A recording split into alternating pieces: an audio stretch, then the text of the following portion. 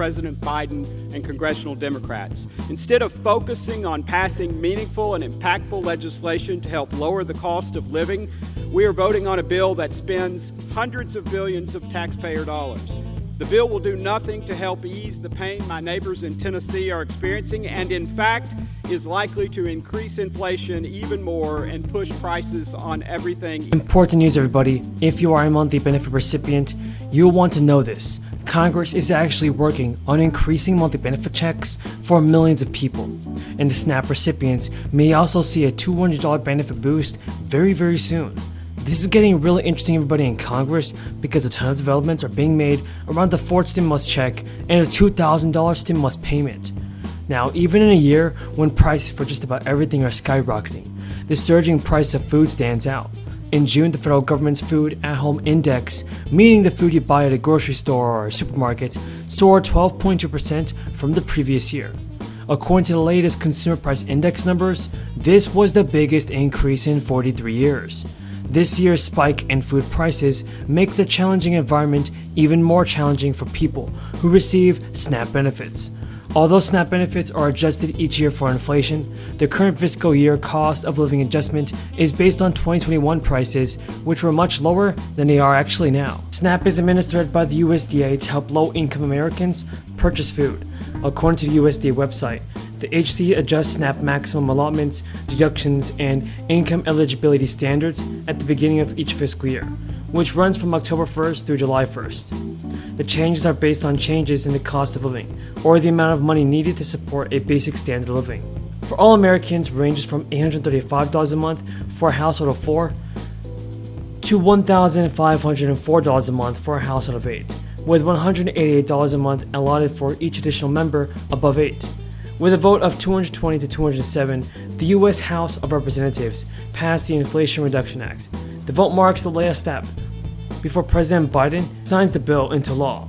And the Inflation Reduction Act is actually a far cry from some early Democratic ambitions, but it still marks a giant win for Democrats and Biden, just a few months before midterms elections.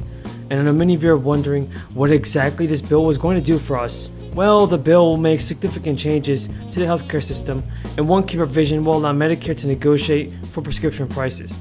Current law prohibits Medicare from intervening in the talks between prescription makers and health plan sponsors. The new rules would allow the government to weigh in to push down prices and save consumers billions of dollars. Gentleman reserves. The gentleman from Texas is recognized. Madam Speaker, first may I please inquire how much time Chairman Neal and I have remaining? The gentleman from Texas has 15 minutes remaining. The gentleman from Massachusetts has 9.5 minutes remaining. Thank you, Madam Speaker. I ask unanimous consent to enter into the record this Penn Wharton School of Business Analysis that debunks the Inflation Reduction Act, showing how this bill will reduce inflation by less than 0.1% in the first 5 years and zero impact on inflation after that. Without objection. Thank you. I'm proud to yield 1 minute to the gentleman from Tennessee, Mr. Rose. The gentleman's recognized for 1 minute. Madam Speaker, Tennesseans are hurting from the skyrocketing cost of living everywhere they turn.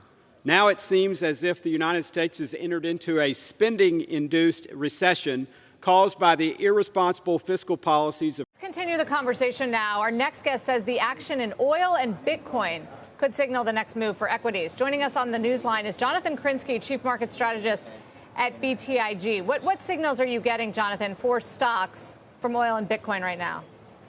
Hey, Sarah. So, let's take a step back quickly. Michael hit on it a little bit, but, last Friday we did close above that 50% threshold of the entire bear market decline, and we know that since 1950, once you've done that, you've never gone on to make new cycle lows. So that's kind of the backdrop. Again, we work in probabilities, not certainties, but probabilities suggest we've seen the lows in June. Now, that doesn't preclude a decent pullback, and oftentimes once you do hit that 50% threshold, you actually see a pretty decent shakeout following that. So I think now we can expect some big changes from Congress over the next few weeks. Manchin is urging the Biden administration to change the Build Back Better plan immediately, and some Americans have just 2 weeks left to claim an $800 relief check. So make sure to watch to the end of the video to find out if you're eligible for the fourth stimulus payment, folks. You definitely don't want to miss out on this. Taxpayers in the U.S. have less than 2 weeks to claim summer stimulus checks worth up to $800.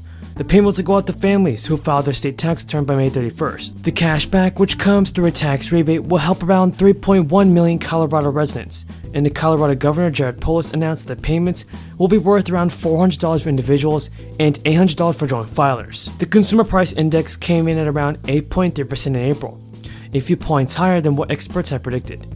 Governor Polis said in a statement that to qualify for the payments, you must be a full-time Colorado resident. Information from 2021 tax returns will also be used to process the rebates, but according to the state, eligible taxpayers can expect to receive the check in August or September. Various other states will send out direct payments to eligible residents. In Maine, about 850,000 residents are eligible and set to receive $850 rebate checks. Now, various other states will send out direct payments to eligible residents. In Maine, about 850,000 residents are set to get $850 rebate checks, which could arrive in June. Millions of taxpayers in Illinois are also set to get payments worth up to $400 this year. Now, leave a comment below if your state or city is sending out their own stimulus checks or relief payments.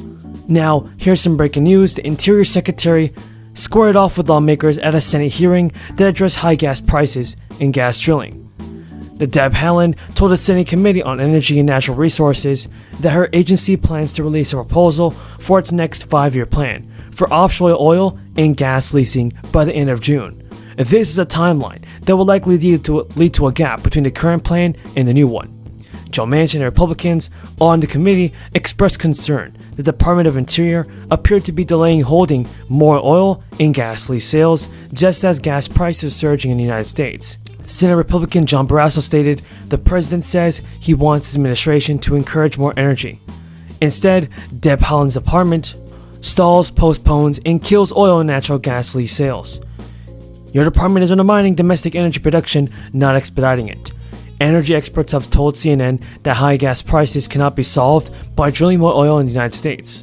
Haaland told the committee that the department has no deadline to start leasing under a new program, which will likely lead to a gap between the current program and the new one, during which the federal government cannot hold offshore oil and gas lease sales. Both Interior Secretary Deb Haaland and Deputy Interior Secretary Thomas told lawmakers that the process of drafting a 5-year plan is taking longer as the department tries to be deliberate, but that answer did not appear to satisfy Joe Manchin, the senator whose Democrats swing vote on energy and climate legislation. Well, thanks, Mr. Chairman. I wanted to follow up Premier Kenney on something that Mr. Bradley just talked about. He talked about this commitment by President Biden and Prime Minister Trudeau with their, what I view as extremely aggressive goals for electric grids in North America, because by the year 2035, and now we're in 2022, you're talking 13 years